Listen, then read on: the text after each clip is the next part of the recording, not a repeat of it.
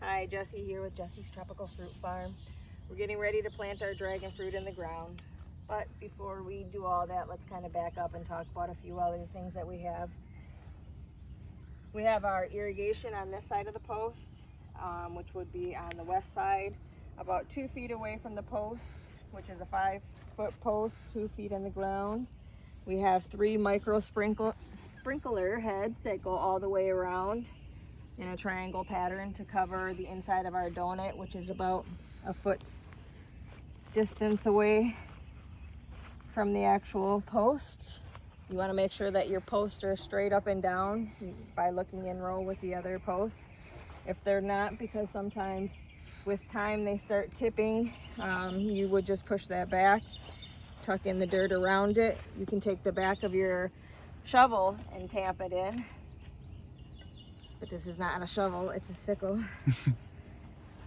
All right, so this one has a very long cambium and roots that formed at the bottom, but I'm gonna plant this little guy a little bit deeper than its counterparts. And by that, I'll show you, I'm gonna push that actually down in there just to give it more cambium room to actually like flourish and create roots. Now I have a different variety on this side. This guy has a nice ball of roots. So I wouldn't want to plant any deeper than this line. This is where the dirt line is going to be, but you want to make sure that you're also not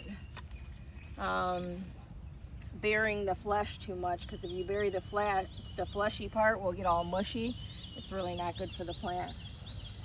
So I would just put this guy in here, cover it with just an inch of dirt, an inch or two of dirt.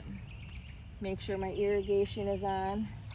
You can use bamboo stakes to hold up your dragon fruit so that it's on the side that you want to start growing it on.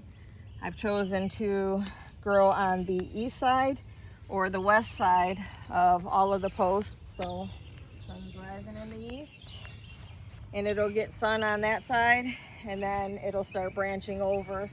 We'll train it to grow through the top here.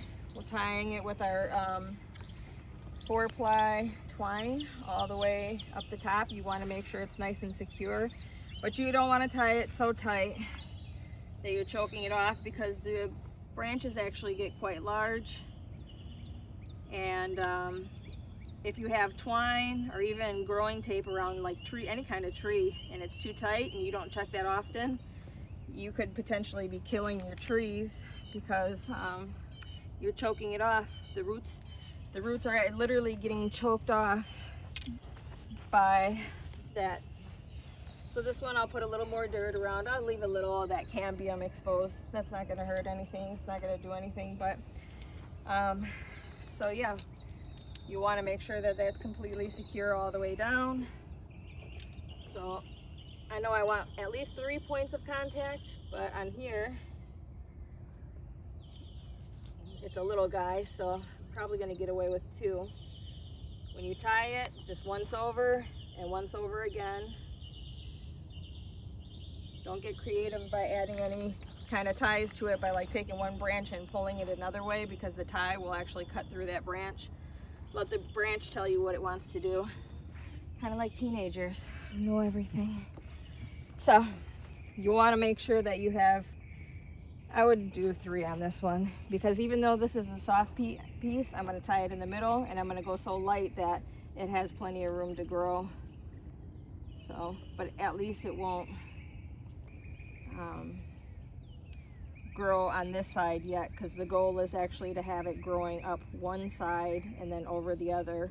You want airflow on these plants, so you want to make sure you give them enough room, because when we planted 4 on each post, it gets very, very busy up top.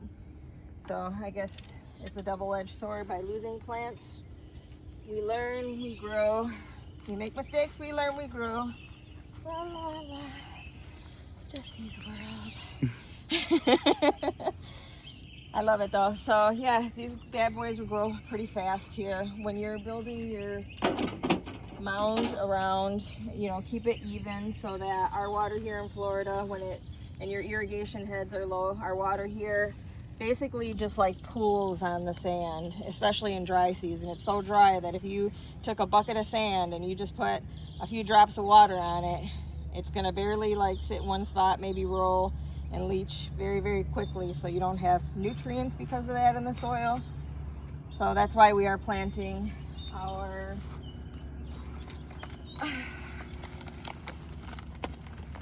seeds, our micro clover, mini clover, micro clover. Basically it'll be a pollinator, and then it grows only about 4 inches tall. It'll feed the soil, so it's going to actually suppress weeds, but it'll feed the plants that are there. It'll feed everything there. Hopefully we can keep the weeds out. It'll act more as a ground cover, where you'll take a light sprinkle like so and basically like dust the inside, because these guys will seed themselves. They should come back, but I want to target the inside of that mound up into this top part of the mound so that the irrigation can hit it, because we're in dry season right now. I'll pull this guy out because it was just an example. Wrong variety, wrong row. Backing up now. So, and what we're actually doing in place of it is putting our longevity spinach. So, let me go grab a chunk.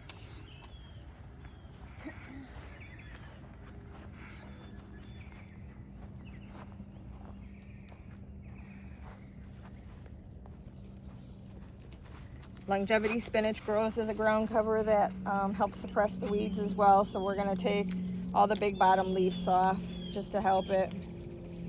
And then put this in the ground where we have irrigation to make a nice little hole so we're not bending that. We're not bending the stalk and breaking it once it goes in the ground. We could potentially use like aloe to propagate these, you know, but I don't think that's necessary. We're going into rain season, so it should be pretty easy to have these propagate just by putting it in the ground and taking enough leaves off that I can make a nice smoothie, and then that has a chance to like force roots and take care of the leaves that are on it without stimulating the plant. So that's where we're going to start, and then once we come another 2 weeks into rain season, where the ground is actually really moist and not just like leaching through, because when it rains now, it goes so quickly. We're still in burn ban season because of it, but we're going to come through in here. What I like to do is do lemongrass in between to keep the bugs down. And when you're walking through, it'll brush off on you, giving you that scent, and will help keep the bugs off of you while working. And then we'll just take our lemongrass, big bushes, you separate the bottoms, stick one in the dirt, and then it'll create a nice big bush in between the centers of each one, just kind of creating a little ecosystem of what we're going to end up with. We're also going to have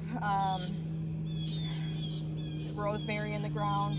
We'll do moringa trees on the end. My goal soon will be to take a moringa tree not too far away, but far enough where we'll till this down, and then I'll put a moringa tree in front and back of each row to actually help with offsetting some of that cold when it comes in. Sometimes that cold, when we get our freezes here, actually, if you don't have some type of canopy tree or some windbreak, you know, it just keeps the other plants colder by being more exposed. So, but we'll make sure we have plenty of cuttings on hand like we did this last season. So that was a good thing. Do you guys have any questions? Oh, and then the goal is to actually have your one branch growing all the way up. So if you have multiple branches on here, clean them up, take everything off, try to grow a new plant with your other branch, but don't stimulate that plant too much by letting too much growth. You'll want to continue to monitor this over the summer. It starts growing very, very quickly. Let it grow up one side, out the middle, tying it up as you go, because the wind will blow it over and snap branches, and so you'll want to come through a couple times, you know, a month, and actually make sure you're trimming off any extra branches that are like little baby. It's best to get the babies off, because then the plant can focus on the main branch that's growing up, you know. So the quicker, if you see little baby plant sprouting, it's time to get those off. Flower buds look different than the plant. You'd noticeably see cacti versus an actual flower tip. So it's quite noticeable, but I'm sure I have different videos with that in there on the internet. So yeah, questions?